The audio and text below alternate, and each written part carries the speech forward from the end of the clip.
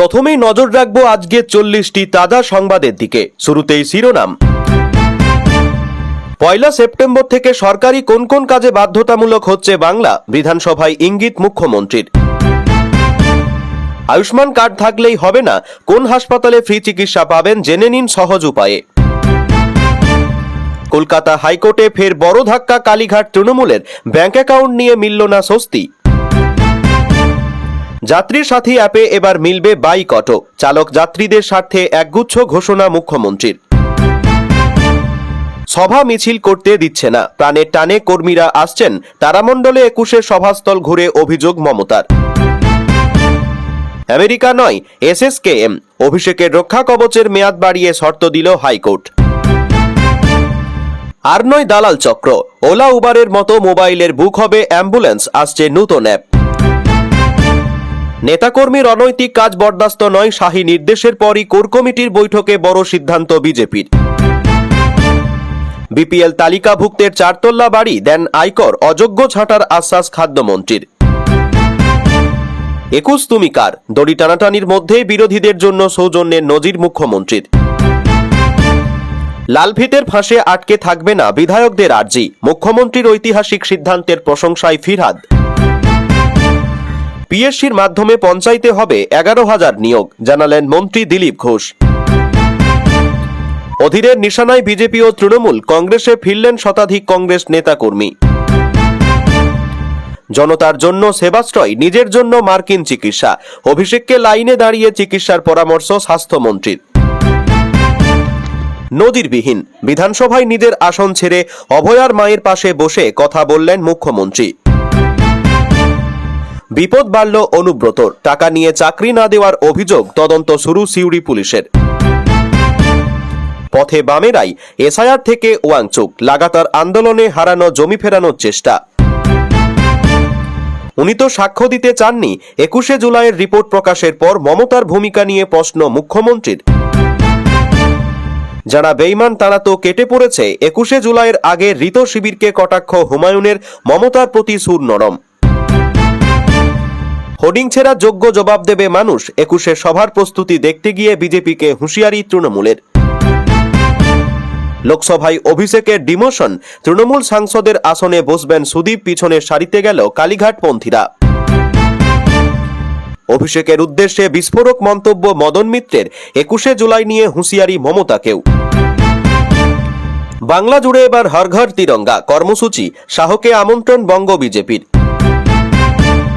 Lottery কাণ্ডে ফের ধাক্কা, কলকাতা হাইকোর্টেও মিলল না রক্ষা কবচ, চরম সংকটে নির্মল ঘোষ। সরকারি জমি জবরদখল, নোটিশ পেতেই হাতুড়ি ঠুকে দোকান বাড়ি ভেঙে ফেললেন দখলদাররা। দুহাতি যেন সিগন্যাল, পুরুলিয়ার ট্রাফিকের আইকন দীনবন্ধু এবং বিজয় লক্ষ্মী। ম্যানগ্রোভ ধ্বংস করে রিসর্ট, নেপথ্যের কেষ্ট বিষ্টুদের খোঁজে অডিটের নির্দেশ বনমন্ত্রীর। 25 লাখের বদলে শহীদ পরিবার পেল 2 লাখ, 21 জুলাই কমিশনের রিপোর্ট প্রকাশ করে তোপ মুখ্যমন্ত্রীর। নিষ্ঠুরতা দিয়ে সরকার চালানো যায় না, দিল্লির আন্দোলনে টিয়ার গ্যাস লাঠিচার্জের বিরুদ্ধে সরব মমতা। জনগণমন সমমর্যাদা পাবে বন্দে মাতারাম, অবমাননা করলে কড়া শাস্তি, অধিবেশনের প্রথম দিনেই বিল আনছে কেন্দ্র। ভারতে প্রথম ডেঙ্গি টিকার অনুমোদন, ছাড়পত্র পেল কিউডেঙ্গা। হাওড়ায় 60 ঘন্টা নন ইন্টারলকিং ব্লক, বাতিল বহু লোকাল, একাধিক এক্সপ্রেসের রুটে কাটছাট। কি কাণ্ড, স্পেনের সেলিব্রেশনের মঞ্চ ছাড়তে নারাজ ট্রাম্প, হাত ধরে টানাটানি ফিফা প্রেসিডেন্টের। বার্থ থেকে সোজা আলমারিতে রেলের চাদর দিয়ে কুর্তা তৈরির অভিযোগ, ভাইরাল ভিডিওয় বিতর্ক। জেপি নাড্ডার তরফে আশ্বাস মিলেছে, দীর্ঘ 23 দিন পর অনশন প্রত্যাহার করলেন সোনম ওয়াংচুক। পরনে ঘিরঙ্গা ধুতি পাঞ্জাবি, রাজ্যসভায় বাংলায় শপথ বিজেপি সাংসদ সুখেন্দু শেখরের। কুর্সি যেন মিউজিক্যাল চেয়ার, 10 বছরে 6ষ্ঠ প্রধানমন্ত্রী পেল ব্রিটেন। সিজেপির আন্দোলনের আজ কলকাতায় সোনমের পাশে দাঁড়াতে প্রেসিডেন্সি মেডিকেল কলেজে অবস্থান অনশন। রাম মন্দিরে অনুদান চুরি নিয়ে রাজনীতি নয়, শুনানিতে সতর্ক করলেন প্রধান বিচারপতি। মুখ্যমন্ত্রী বিজয়কে কটূক্তি, গ্রেপ্তার আরও এক ডিএমকে বিধায়ক, অশান্তি তামিলনাড়ুতে। এবার আসছি বিস্তারিত খবরে।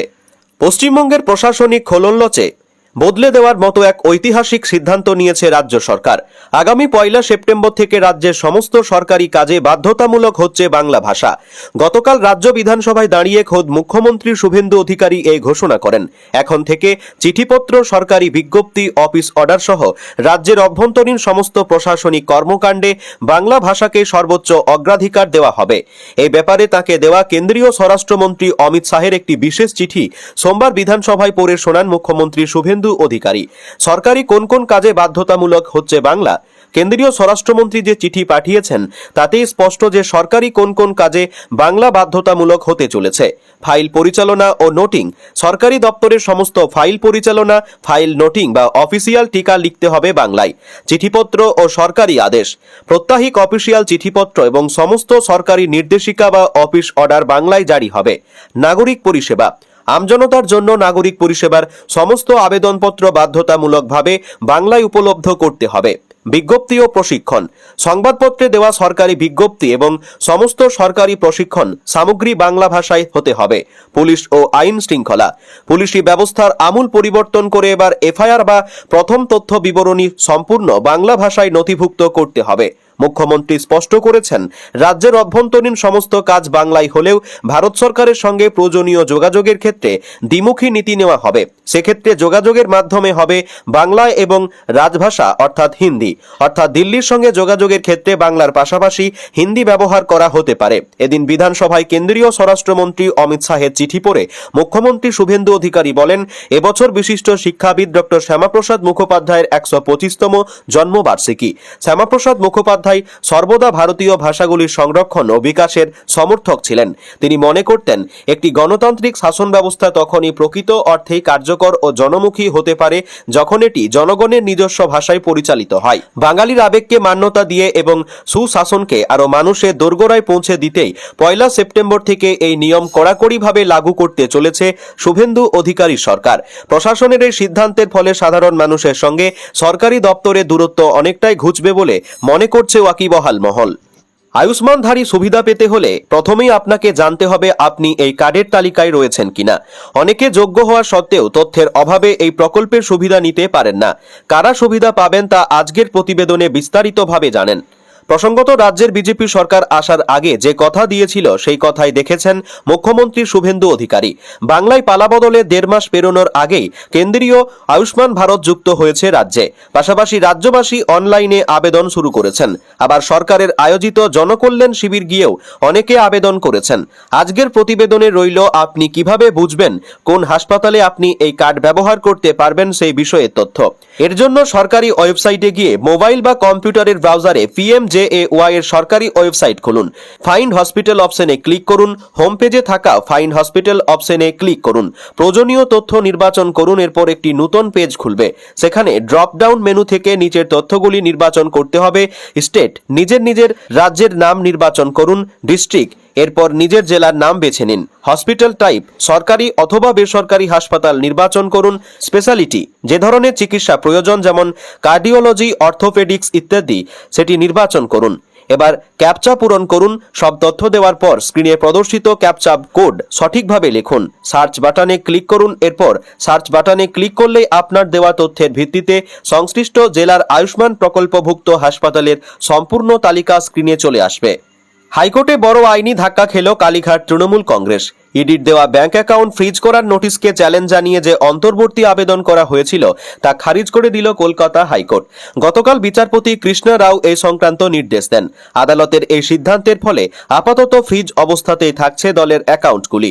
ইডির তরফ থেকে সর্বভারতীয় তৃণমূল কংগ্রেসের মোট 9টি ব্যাংক অ্যাকাউন্ট ফ্রিজ করা হয়েছিল, যার মধ্যে বিতর্কিত 3টি অ্যাকাউন্টে প্রায় 440 কোটি টাকা রয়েছে বলে খবর। এই নোটিশকে চ্যালেঞ্জ করে হাইকোর্টে দ্বারস্থ হয়েছিল কালীঘাট শিবির।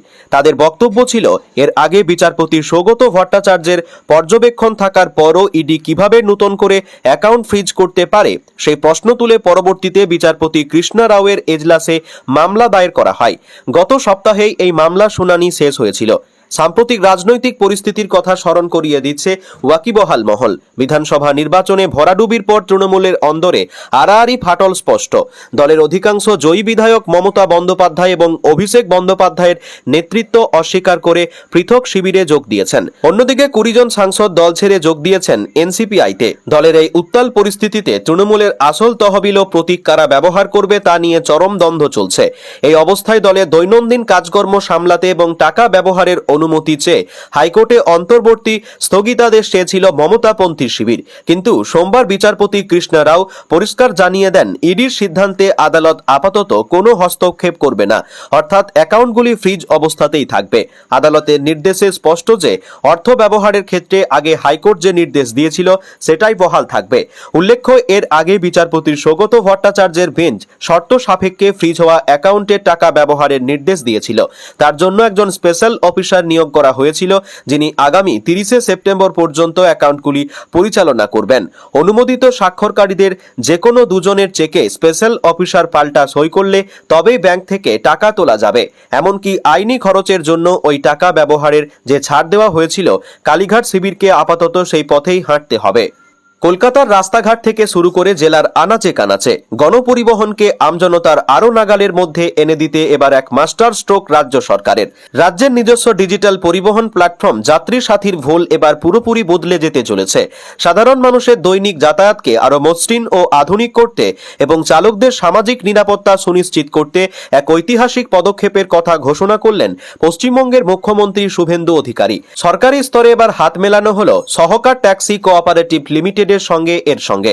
রবিবার নিজের সোশ্যাল মিডিয়া হ্যান্ডেলে এই আপডেট ভাগ করে নিয়েছেন মুখ্যমন্ত্রী। তিনি স্পষ্ট জানিয়েছেন, রাজ্যের তথ্য প্রযুক্তি ও ইলেকট্রনিক্স বিভাগ এবং ভারত ট্যাক্সির মধ্যে আনুষ্ঠানিকভাবে একটি মৌ বা সমঝোতাপত্র স্বাক্ষরিত হয়েছে। এই যৌথ উদ্যোগের ফলে আমূল বদলে যাবে যাত্রী সাথীর অ্যাপের চেনা রূপটি। নবান্ন সূত্রে খবর, এই গাঁটছাড়ার মূল লক্ষ্যই হল উন্নত প্রযুক্তিকে কাজে লাগিয়ে সাধারণ মানুষের দৈনন্দিন সফরকে আরো ঝঞ্ঝাটহীন করে তোলা। নতুন এই ব্যবস্থাপনায় কি বড় বদল আসতে চলেছে তার একটি রূপরেখাও তুলে ধরেছেন মুখ্যমন্ত্রী। এক নজরে দেখে নেওয়া যাক ঠিক কি সুবিধা পাবেন রাজ্যবাসী ও অ্যাপের চালকেরা।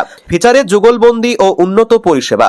গ্রাহকদের আরো ভালো এবং দ্রুত পরিষেবা দেওয়ার উদ্দেশ্যে যাত্রী সাথী এবং ভারত ট্যাক্সির এই দুই প্ল্যাটফর্মের সেরা ফিচার বা প্রযুক্তিগত বৈশিষ্ট্যগুলিকে এক ছাতার তলায় আনা হচ্ছে। কো ব্র্যান্ডিং এবং প্ল্যাটফর্ম ইন্টার অপারেবিলিটি প্রযুক্তির মাধ্যমে ক্যাব বুকিং এ পাওয়ার প্রক্রিয়ার আগের চেয়ে অনেক সহজ ও দ্রুত হবে। অ্যাপেই এবার বাইক, ট্যাক্সি ও অটো। এতদিন যাত্রী সাথী অ্যাপ মূলত 4 চাকার ট্যাক্সি ও ক্যাব পরিষেবার মধ্যেই সীমাবদ্ধ ছিল, কিন্তু এবার তার পরিধি ব্যাপকভাবে বাড়তে চলেছে রাজ্য সরকার। এবার থেকে এই অ্যাপের মাধ্যমে খুব সহজে বুক করা যাবে বাইক, ট্যাক্সি এবং অটো রিক্সাও। শহর কলকাতা ছাড়িয়ে সমগ্র রাজ্য জুড়েই এই নতুন পরিষেবাটি চালু করার জন্য একগুচ্ছ বড় পরিকল্পনা নেওয়া হচ্ছে।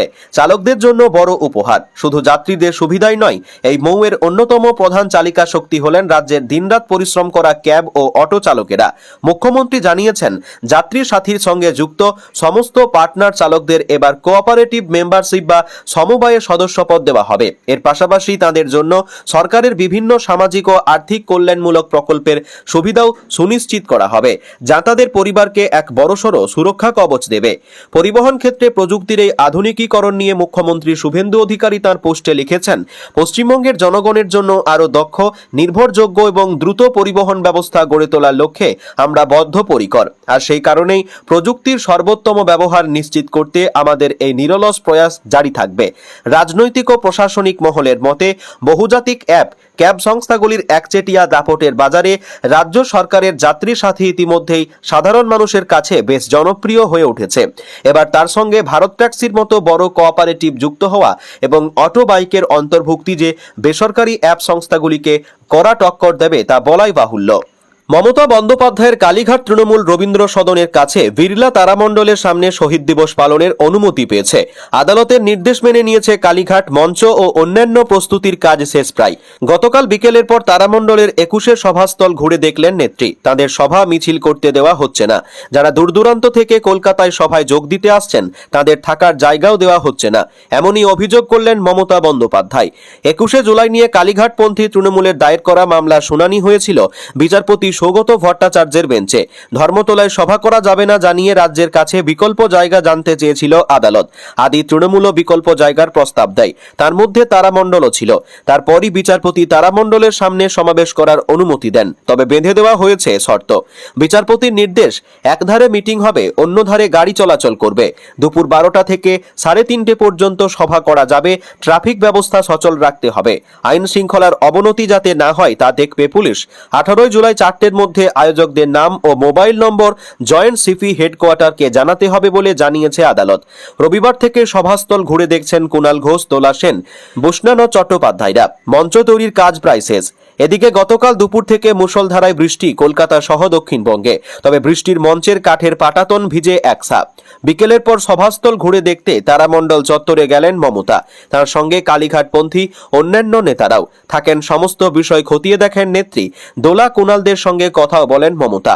পাশাপাশি অভিযোগও ছুড়ে দেন 21শে জুলাই শহীদ দিবস উপলক্ষে তাদের কর্মী নেতাদের সভা মিছিল করতে দেওয়া হচ্ছে না। কর্মী সমর্থকরা যারা আসবেন তাদের থাকার জায়গা দেওয়া হচ্ছে না, এদিন সেই অভিযোগ করেছেন মমতা। শুধু তাই নয়, সভায় যোগ দেওয়ার জন্য প্রাণের টানে কর্মীরা আসছেন, জোরগলায় সেই বার্তা দিয়েছেন নেত্রী। এদিন কালীঘাট তৃণমূলের শহীদ সমাবেশের মঞ্চ পরিদর্শন করেন বিধায়ক নয়না বন্দ্যোপাধ্যায়। নয়নার পরিদর্শনের সময় বিক্ষোভ দেখান তৃণমূল কর্মীদের একাংশের। সুদীপ বন্দ্যোপাধ্যায় দূর হটো স্লোগান ওঠে। প্রসঙ্গত, সুদীপ বন্দ্যোপাধ্যায় মমতা বন্দ্যোপাধ্যায়ের সঙ্গ ছেড়েছেন, যদিও নয়না এখনো কালীঘাট শিবিরেই রয়েছেন। বিক্ষোভ নিয়ে ক্ষুব্ধ বিধায়কও। তার কথায়, আমি কি সুদীপ বন্দ্যোপাধ্যায়ের দায়িত্বে নাকি? ওর কথাওকে দিল্লিতে জিজ্ঞাসা করুন। এদিন মমতা বন্দ্যোপাধ্যায়ের প্রশংসাও করেছেন তিনি। আরো বড় আইনি ধাক্কা তৃণমূল সাংসদ অভিষেক বন্দ্যোপাধ্যায়ের। তাকে বিদেশে চিকিৎসা করাতে যাওয়ার অনুমতি দিল না কলকাতা হাইকোর্ট। গতকাল বিচারপতি সৌগত ভট্টাচার্যের বেঞ্চ সাফ জানিয়ে দিল, রক্ষা কবচের মেয়াদ বাড়লেও এখনই বিদেশে যেতে পারবেন না অভিষেক বন্দ্যোপাধ্যায়। এসএসকেএম হাসপাতালে তাকে চিকিৎসা করানোর পরামর্শ দিয়েছেন বিচারপতি। বিধানসভা নির্বাচনের প্রচারে কালীঘাট তৃণমূলের সর্বভারতীয় সাধারণ সম্পাদক বিজেপির উদ্দেশ্যে ডিজে বাজানোর হুঁশিয়ারি দিয়েছিলেন। সেই মন্তব্য সংক্রান্ত মামলার পরিপ্রেক্ষিতে হাইকোর্ট একথা জানিয়েছে।